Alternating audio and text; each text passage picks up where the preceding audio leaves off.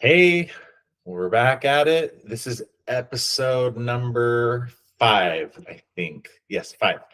Um, Thanks for coming back to another episode. This is Learning Homeschool by Faith. Um, if you haven't already, this is our shameless plug to like and subscribe so you don't miss when an episode comes out.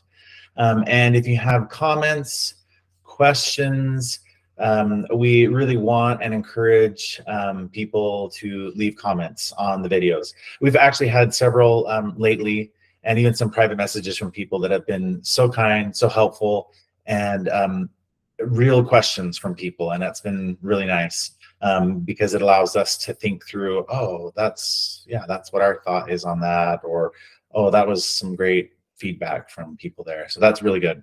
So this is just us learning homeschool by faith.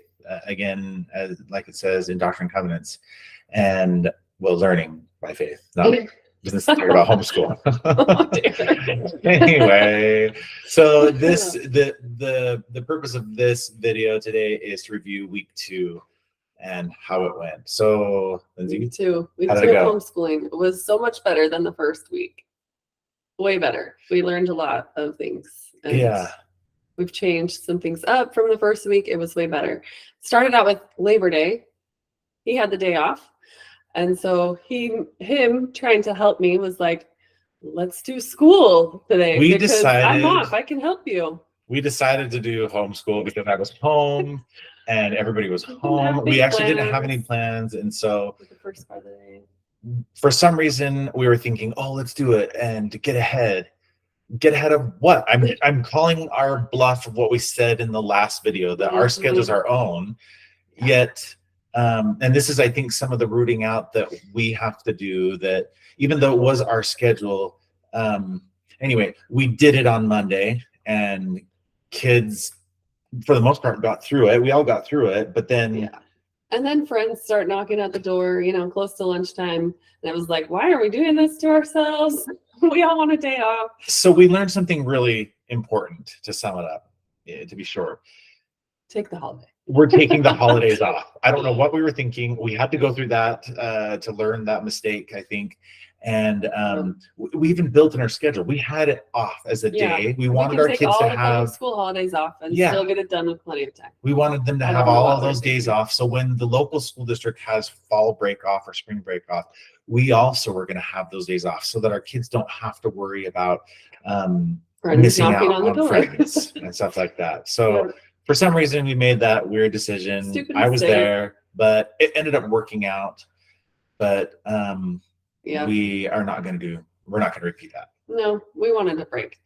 The rest of the week it went well. We did have a couple kids get sick a little bit, not like majorly sick, but it was nice because they would have been too sick to go to school. Yep.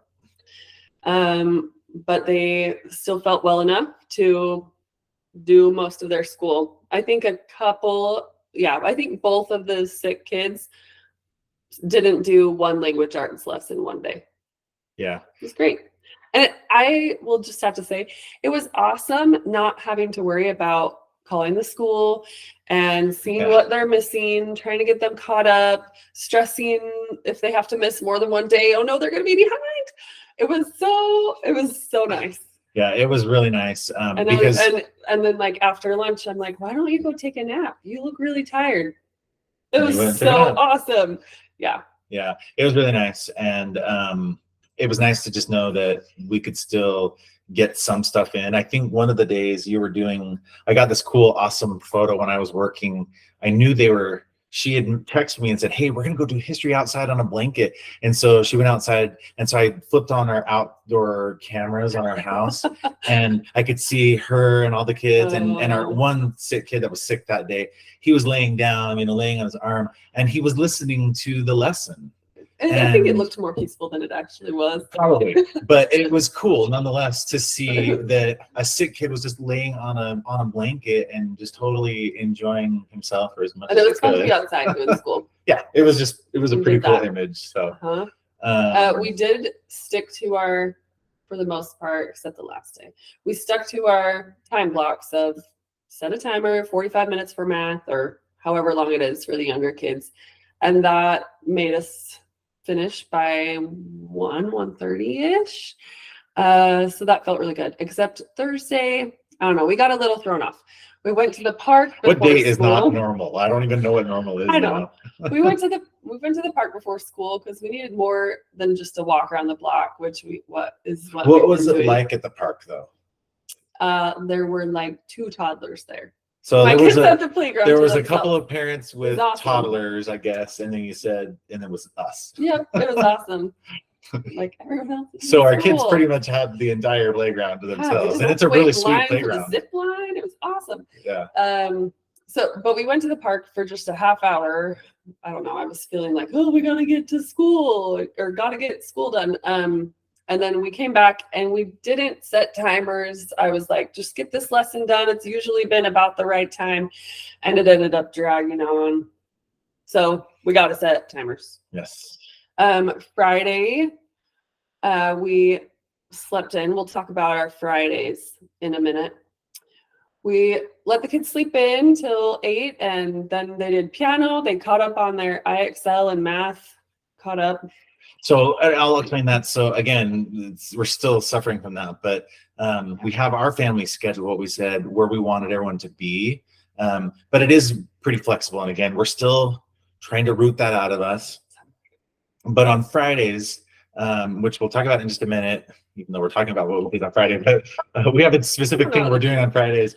But we were catching up where some of the sickies missed. And so when we ended on Friday, everybody was caught up, or some of them were ahead of our schedule. Week. Yeah. So they got caught up. They did chores, read, piano, and then we went to the peach orchard. There's a church peach orchard in our area, and so all the stakes take turns serving there, and it was actually our stakes' turn to go serve.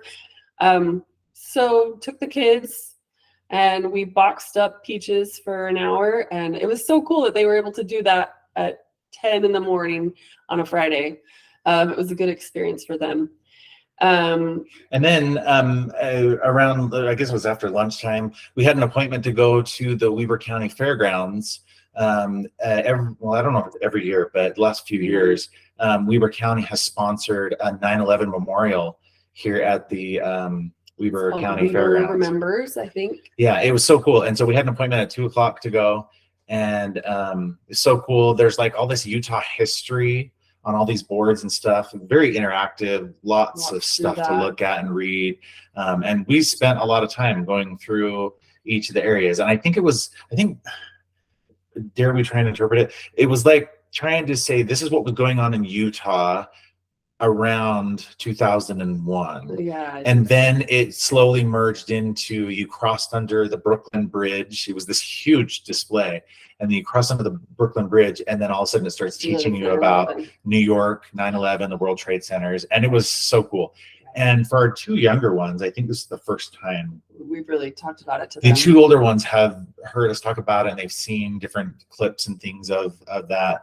And it was just cool because at lunchtime before we went, we started telling them, like, this is where we're going to go. This is what you're going to see. This is about September 11th, and kind of went through that. And even started watching a little documentary about it with them before we went, so they knew. And that was such a cool history lesson. Like, it's so cool. And we were just like, oh, there's history for the day. And they have more questions. They want to know more about it. And I think, especially the younger ones, we will help them. Our youngest was even saying kind of things like, oh, that was scary kind of thing. And so we recognize that. And so we've tried to limit how much we talk about and show him now. As he'll get older, but the older ones, definitely the older ones, will watch more of the documentaries that go into a lot of detail later. But even you and I were watching it a little bit last night, the National Geographic one. That's a good one. And it's probably too intense. Holy cow. Like, it was intense for us, even as adults, to go back and watch and listen. It's hard, I think, for a lot of Americans to go back and learn that, as would be any point in history.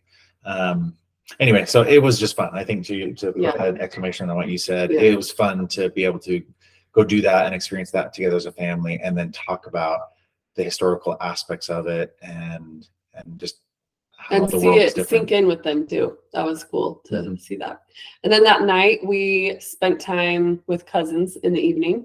Mhm. So it was a fun Friday. It was a full Friday It was for our full. kids. It was fun. Yeah. So one other thing we could probably circle back to from the last video. Do you like that transition? So yeah, go for it. We're novices with it. Freezer meals. So if you Okay. remember last week, we spent a lot of time with the preparation of freezer meals. So how did the freezer meals Okay. go this week? Yeah, well, I used one freezer meal on our busiest night. We have a night of the week where one kid has multiple things and every other kid has sports. And so we really only have about 20 minutes to eat dinner together. It's tight. And so it was awesome having a fun, yummy meal to Yeah. eat during that time. And I didn't have to stress about making it after I had just run against practice. I'm hopefully my kid. Oh no. Yeah. Yeah. So one that's I'll just put a plug in. This girl has got a knack for choosing recipes. She can look at recipes and figure out what If is it's gonna the be good or best not. thing. I'm not just saying this.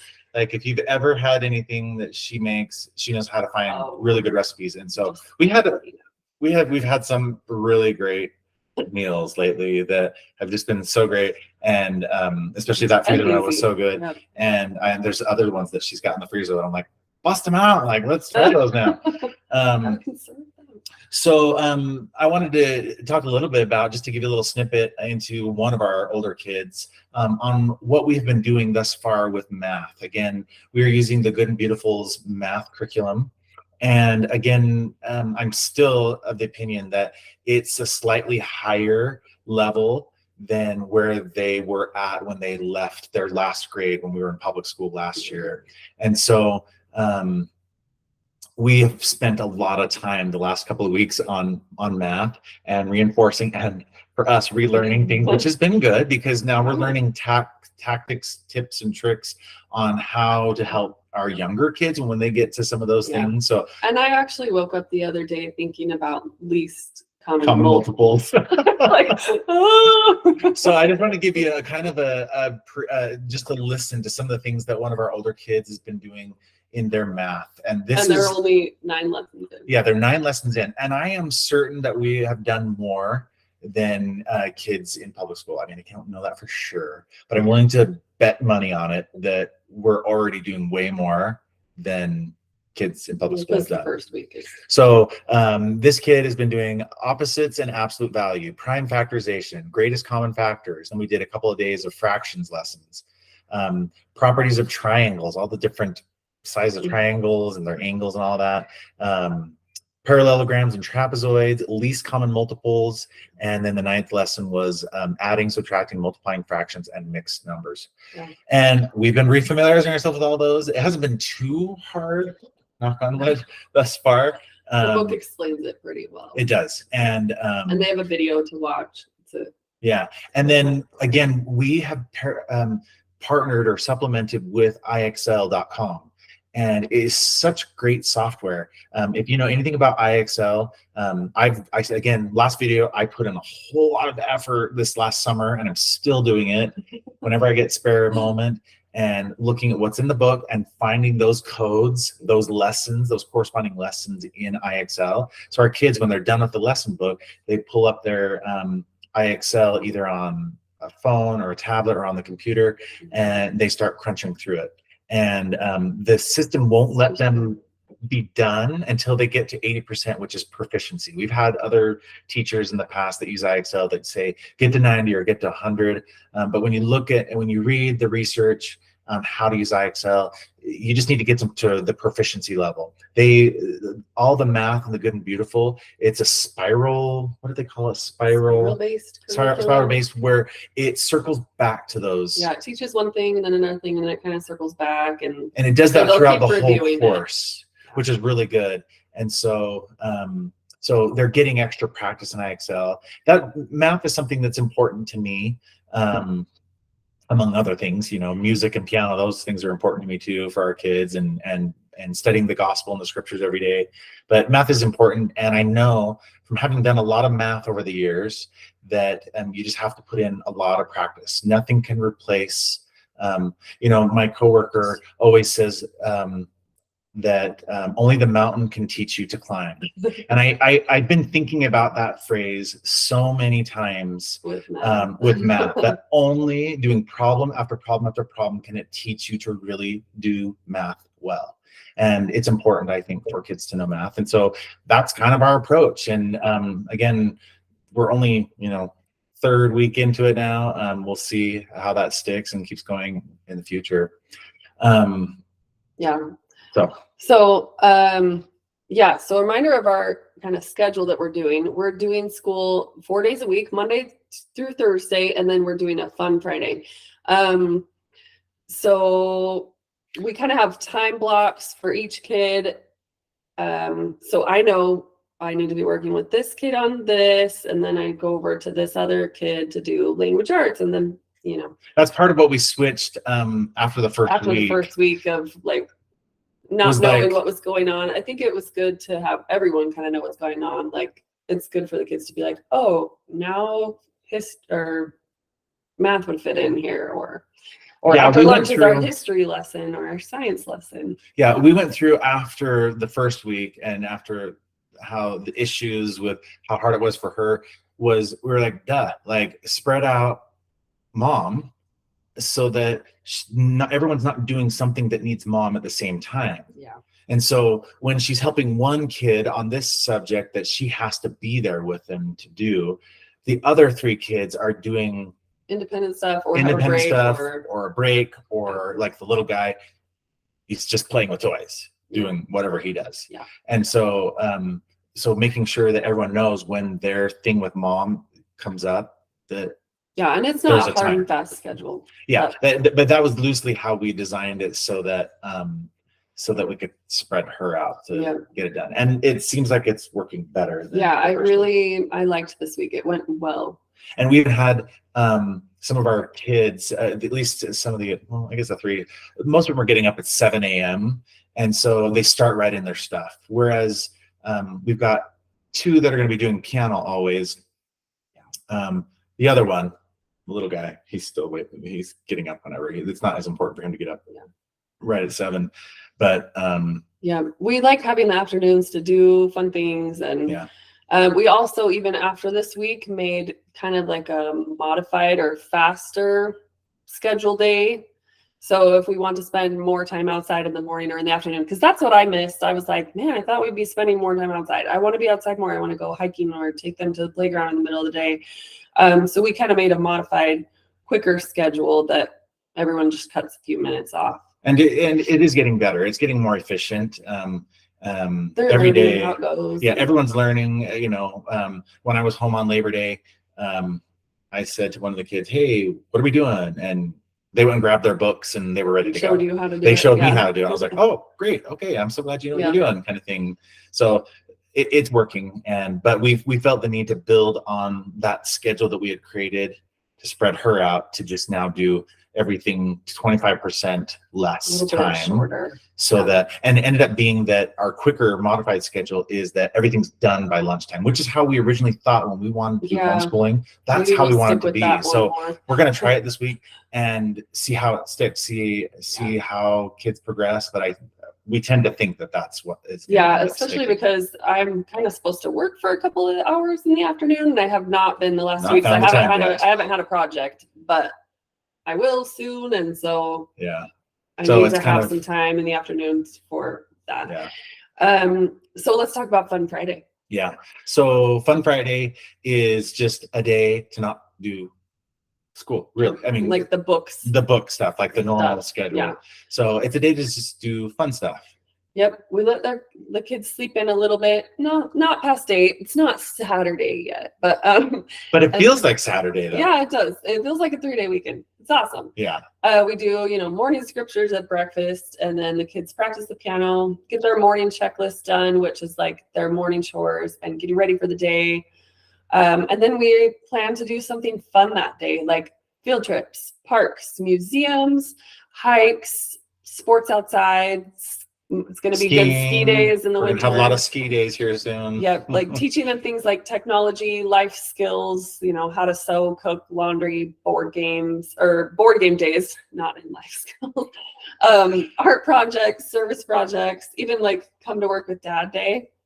The older two. Yeah, we've made a huge list, and the kids all know it as Fun Friday. And we've had to, no pressure, but we've had to temper the expectations to say, hey, like Fun Friday is loosely used, and that we'll have a fun activity plan for every Friday, which that's something, we need to make sure that we're pre-planning. And we've been saying that last few weeks. I pre-planned the next kind of know, months. but we know some that we're planning to do, but we've had a long list. Again, we've been planning this all summer long, and so we have a pretty long list. I think we have enough to get us for a couple of years. Oh yeah, but if you have any ideas, comment so we can all benefit from the shared ideas. If you're interested in that list, we'll send it to you. Just leave a comment with your email or send us a message. We'd love to share, because we've compiled it from so many different sources, and then even ideas that we have had. Like I work in finance, and so I'm thinking of all these like financial topics that we could talk to kids about and teach them younger. So when they are older, they have a little bit more understanding and a little bit more ability. Yeah, and Stu might not be able to come with us all Fridays since he works, but it's a great way for like when he wants to take a day off to take them skiing or to come with us on our field trip. Or stay home and teach them how to do laundry. I don't know. Like, but that's the point of Fun Fridays, is just to make it fun.